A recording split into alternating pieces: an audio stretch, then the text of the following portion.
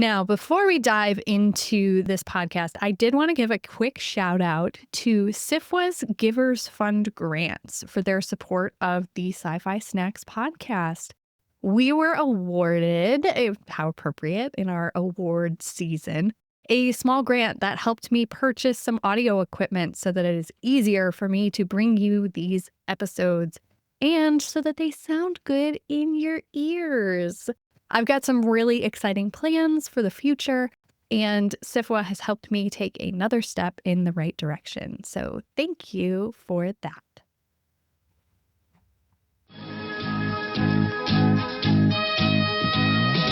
Our computer is picking up a strange signal. Here, sir, you better take a look at it. Hi, and welcome to Sci-Fi Snacks. I'm Liz J. Bradley, a science fiction author and poet who adores short fiction and snacks. Each episode of Sci-Fi Snacks is a short and sweet, or salty, discussion of what I loved, what I learned, and what I snacked on while reading new-to-me short science fiction. As always, links to the short stories are in the show notes, so if you haven't read this week's story, head on over, pick up your favorite snack, and then join me as we discuss this week's story.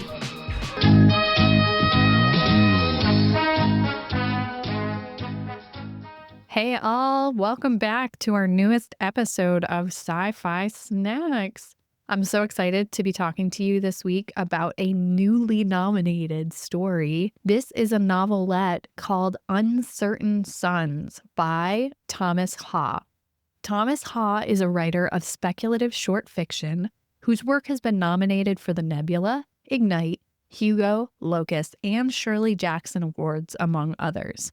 You can find his stories in publications including Clarkesworld, Lightspeed Magazine, Beneath Ceaseless Skies, and Weird Horror Magazine, and more. His work has also appeared in the Best American Science Fiction and Fantasy and the year's Best Dark Fantasy and Horror.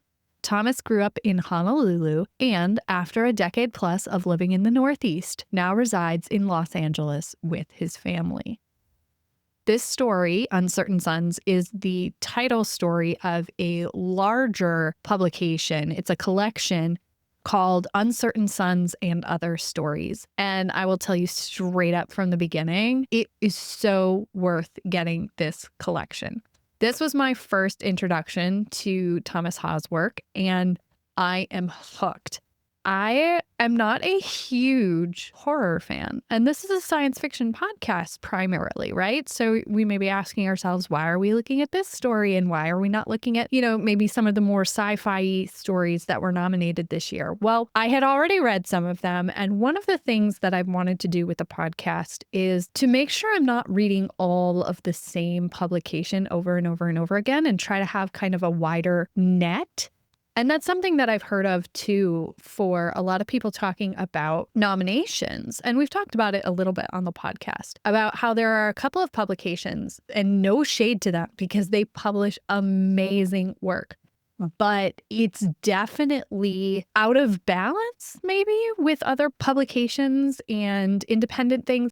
Uncertain Suns and Other Stories is a collection that was published by Undertow, and it comes in at 12,343 words. That's just for this novelette. Obviously, the collection is much longer. And the genre here is hard to pin down. And that's honestly my favorite kind of genre fiction, where you go in and you're like, hey, this is kind of like horror, but it's also like a dystopian sci-fi futuristic type story. I could totally see it living in one of those worlds. It's also maybe weird fiction.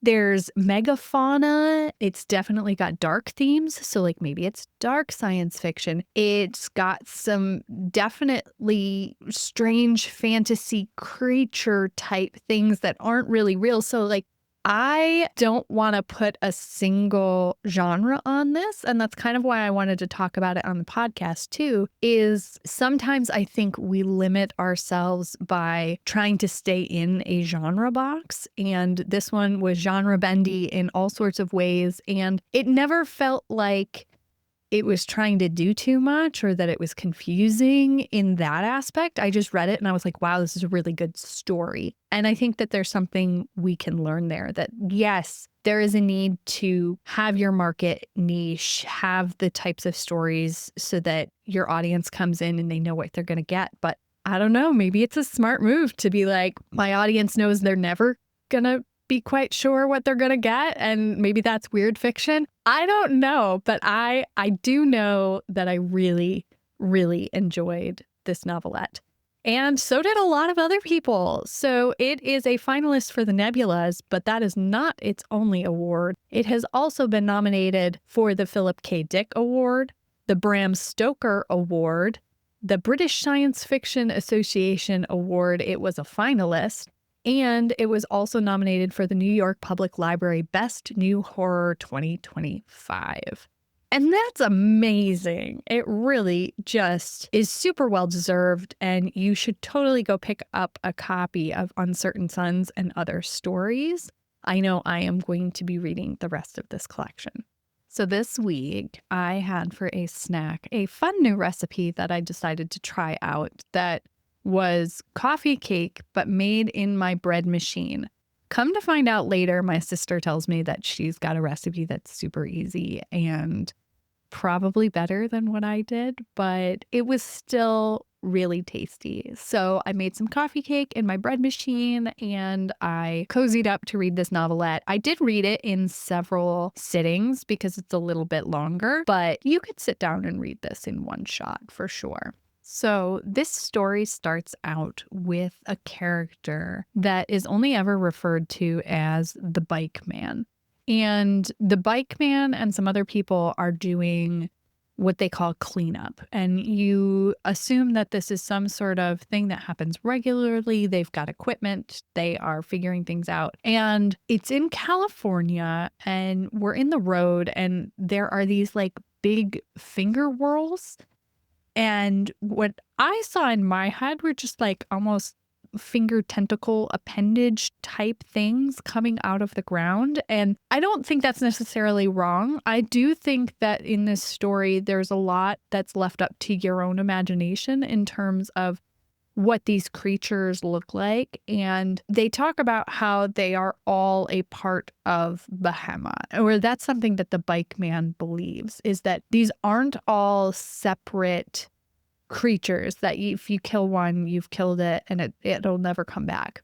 The Bike Man is going on this journey to kill Behemoth at kind of its core, its root, its brain, wherever up in the mountains.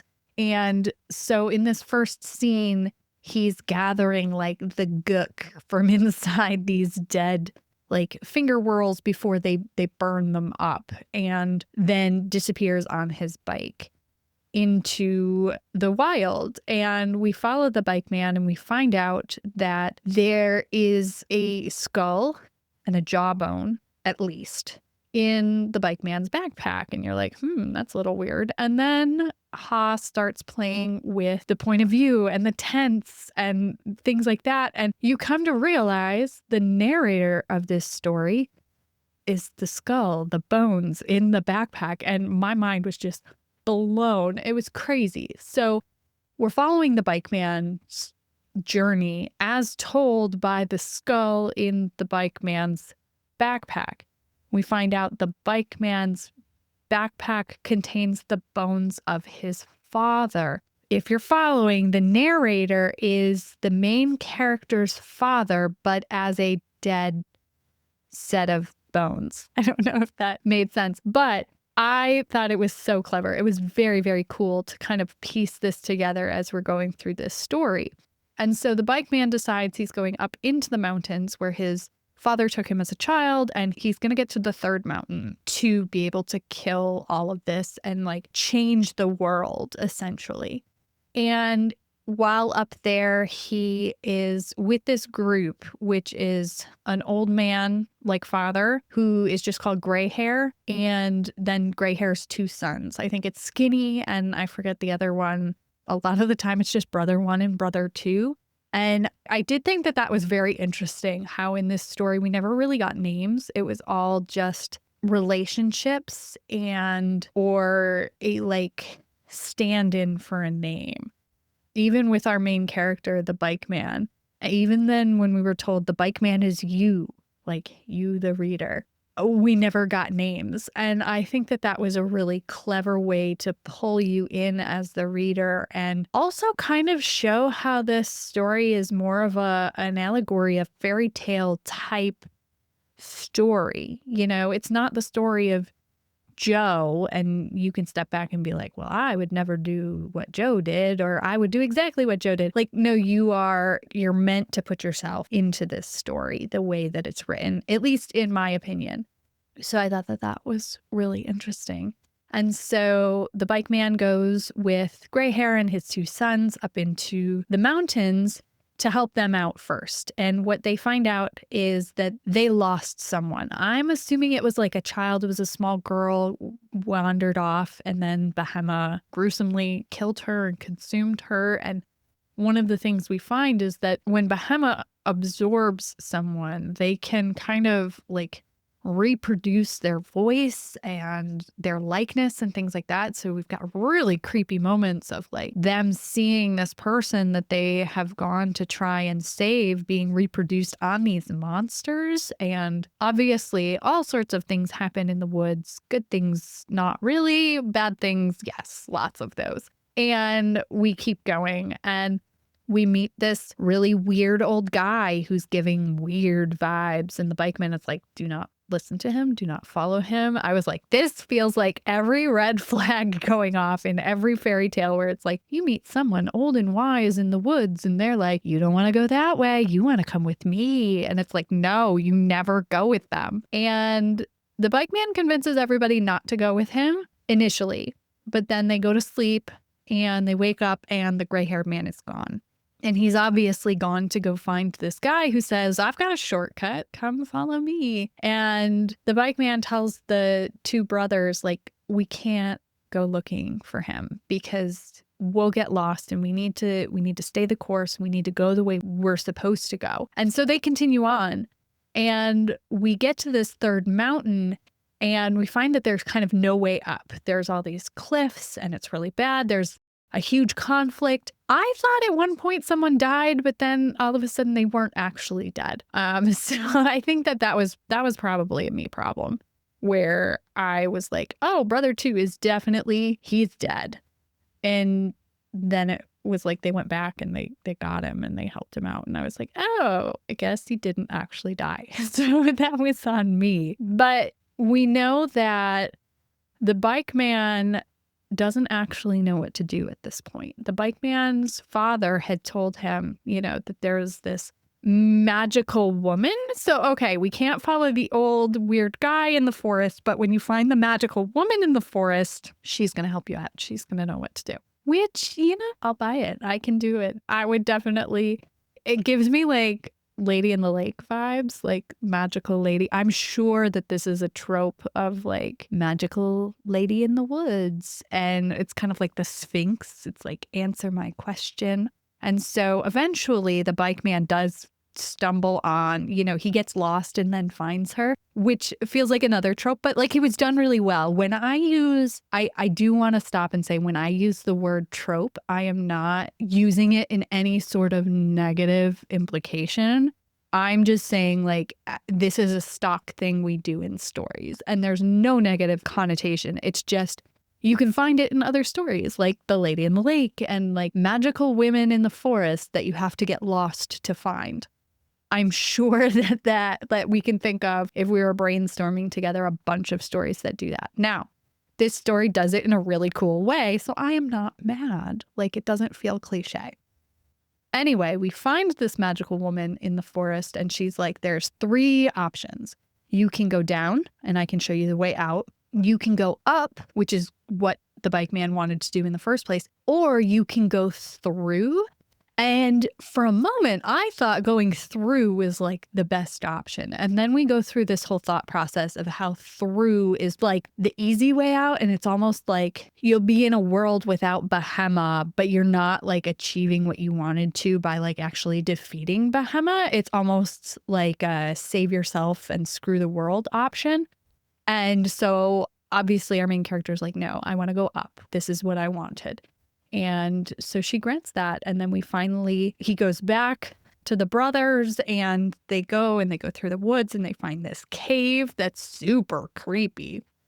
And they get to like the heart of the brain of Bahema, whatever, like the controlling bit in this third mountain. And spoilers, he defeats it. And it's really, really great. Now, what I've left out is in this ending, we are having these moments of flashback because remember, our narrator is the skull in the backpack and the skull is the father. And so we have these moments of flashback where we're going to when the bike man was a child and just all of these things about how the dad created this bridge that they go across at one point. And he's remembering, saying, I'll go first, like you watch me and all of that. And so then that gets harkened back to with the bike man is like, I imagine my father ahead of me and I'm following him through all of this. And it just was this really unexpected thing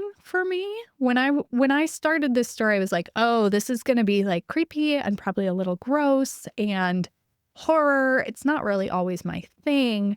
But then this weird fiction got totally grounded in this amazingly beautiful and touching and like really raw father-son storyline.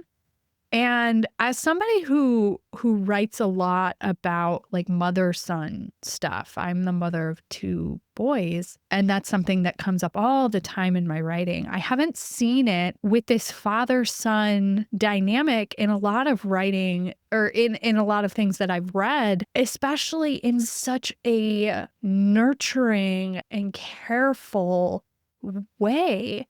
And it was so beautiful to me. Like, it was amazing. And this kind of goes right into the things that I loved.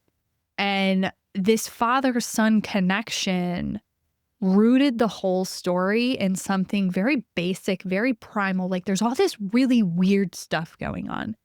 But at its core, this was a story about the connection between the father and the son.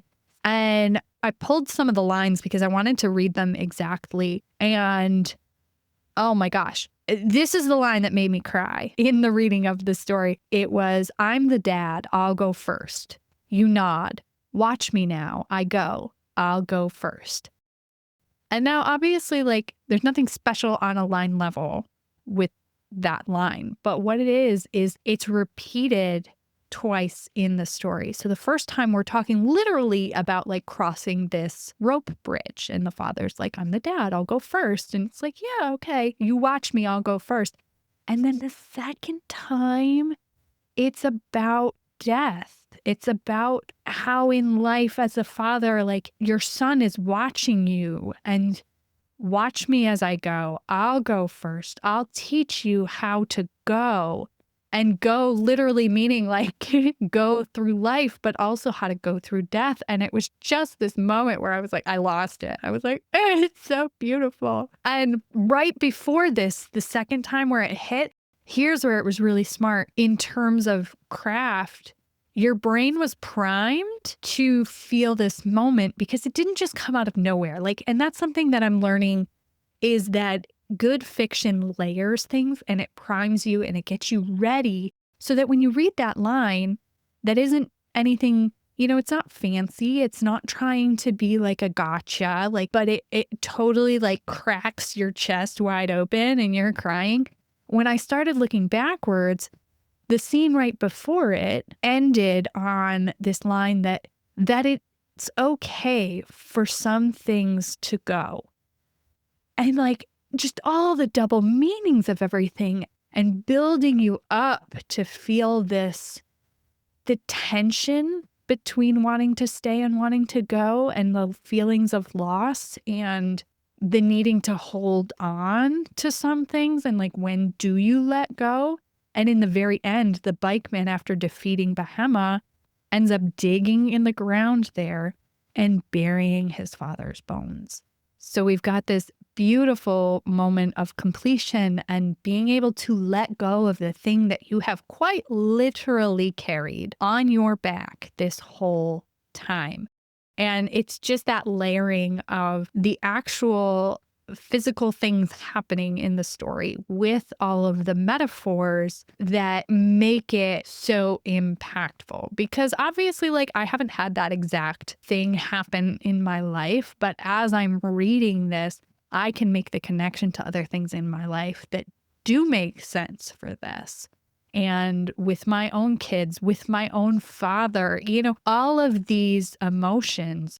And it was just done so. There was another line in here that really stuck out to me, and it was the father talking about the son, and he said, "We brought you into a world of terror, and you are not the least bit terrified." This line, man, it's one of those things that having kids like irrevocably changed my brain in terms of assessing fear, assessing the world. I know that it's the cool, popular thing to do online now to be like, oh, the worst thing you can do is to bring children into this bad world. Especially like saying that to somebody who had children a decade ago. Like, I'm sorry, what's your point? Anyway, that's a rant for another time. But the reality is, every parent who's brought a child into this world, and it's just like all of a sudden you start looking around at everything as a threat, and you're doing this constant analysis, or at least I am. I do have anxiety, so that might be a little beyond, but I do think that there is this level of parental anxiety that's normal, that you're looking at everything and you're doing these analyses all the time. And then you look at your kid and it's like they have no fear. And that's the goal. Like, you don't want them to be full of fear. You want them to have a little fear. Like, please stop jumping off the furniture and like trying to kill yourself. That would be fabulous. However, you don't want them to live in a world where they feel terrified all the time. And it was just this line that really spoke to that truth for me. And I really, really love that. One of the reviews that I read of this story talked about how it had this intricate and forceful strangeness. And I absolutely agree. It was very weird in ways that felt very thought out, but were also very in your face. Like, this world was unapologetically weird. But then it anchored itself in these characters that, yes, okay, one of them is a skull and jawbone in a backpack, but it's a father and a son, and they were so real. And then we're seeing the gray-haired man and his two sons and their relationship and how that mirrors other things. And I thought it was just so clever. This was such a well-written story that I feel like I could go back and read it again and again and again and just get different and new things each time. Another thing I really loved about that kind of forceful strangeness was one of the details. They kept talking about this green starlight. And they used the word verdant the first time. And I was like, I know that means green, but like, did they actually mean like green starlight? That's weird. And then, yeah, it repeated a couple of times in different places, and it literally was like green starlight. And I just loved that detail because the weirdness for us was treated as just normal. Nobody was like, oh, the stars look funny today. No, like the stars were just gave off a green light in this weird world. And I thought that was such a clever way to do this like weird fiction world building. And it's not something I have ever tried to write myself, but I thought that was a really clever way to handle the world building. And I feel like I learned a lot from reading this story, but the one thing I really want to focus on and talk about for a minute is point of view. It's very easy as a writer, I think, to just fall into a habit of, I write a certain point of view. And when I say point of view, I mean like first person, second person, third person. So that's either like I or he, she, they for third, or you for second. and not really necessarily think about the implication of why am I choosing this point of view for this story. As I think about that more, there's definitely reasons to choose different points of view that help you reach the goals of your story. That goes kind of hand in hand with tense. And so like anytime I read a story now and it's first person present tense, my immediate, like my spidey senses go off and I'm like, they are not going to live through the end of this story. You don't choose first person present unless you are going to kill this character or something really bad is going to happen and we won't know. Sometimes I'm wrong, but really that's a strong reason to choose present tense, to have that extra tension. And to have it be in first person, we know that we're not going to get all the information and we are just super immersed in the story as it unfolds in front of us and with this character. Now, this story is in a combination, very interesting combination of third person, where we're naming people like the Bike Man and Gray Hair and Brother One, Brother Two, right? But we're also slipping in these moments of second person. And second person is when it's addressing you. Let me find near the beginning. And again, this is in present tense. So the tension is like through the roof. And we were in third person, right? And then there's a little line break and it says, "This young bikeman is you, just like what's coming is me."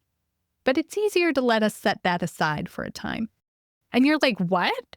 Hold up. Hold the phone. Like we have these 3 lines, like 3 individual lines. The young bikeman is you. And you're like, me, the reader? Like me sitting here? You stop and you look around and you're like, are you talking about me? Is this play about us? Then just like what's coming is me. And you're like, me, the narrator? What? What's going on? And then they're like, but we're not going to talk about that right now. And you're like, wait. So it's these little interjections that just take what could be a really, really good story and just elevates it to this level where you're like, oh, I'm invested now. Because why are you saying this is me? Why am I the bikeman? And why are you, who's talking directly to me, breaking the fourth wall, doing all of this extra? Like, you didn't need to do that, but you did.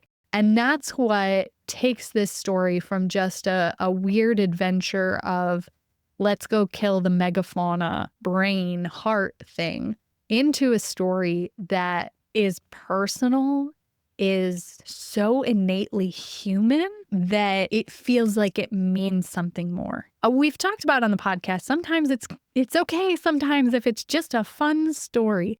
This is a fun story, but it's one that also totally wrecked me because it was able to like burrow into my chest and pull me in and be like, no, you don't just get to sit back and read this and be like, have a good time. No, you're going to have to like confront things emotionally. And if I'm honest, that's my favorite kind of reading. Like, yes, sometimes I will admit, sometimes I do need just a quick, fluffy story because it's been too much. I've had too many of these type of really heavy emotional stories. But I am always just floored when an author can do such a good job and take something that on the surface level is guy is fighting megafauna and goes into the mountains to kill the megafauna's brain and change the world into a story about grief and death and being able to move through that and move on and what we hope for our children. Like, yes, please. So, in conclusion, I really loved this story. I thought it was excellent. I think I'm going to have a very hard time voting on my Nebula's ballot this year because there are just so many good stories. And I have not read them all. And I have a feeling that I'm going to read each one and be like, oh, I love this, but also I love this. Like, how do you choose? What a good problem to have, right? Bringing this all back now to my lovely snack that I had. I realized I've had a lot of cake this season. I started out with cake, birthday cake to celebrate. Cake is very celebratory for me. And this coffee cake in the bread machine, it should have been simple, but it was kind of complicated. This story was kind of complicated. But unlike the story, my coffee cake fell apart completely. The story did not. And so I think they were kind of like exact opposites in this aspect. The coffee cake should have just been a nice, simple thing, but I overcomplicated it and it fell apart because I didn't do it right or something. I don't know. It was delightfully tasty, but it was a mess. And this story was, there was a lot of messy killing in this story, but yeah, I don't think that they were that similar. Thanks for sticking around and hanging out with me again this week. Thank you for bearing with me, as last week I had to skip because I had no voice and there was no way that I was going to be able to record. So thanks for sticking around. Next week, we are going to be talking about the novel Some Desperate Glory by Emily Tesh, which was a Hugo Award-winning novel, and I am super stoked. So come back next week and find out what flavor of cake I've decided to pair with that novel. Have a great week. Bye.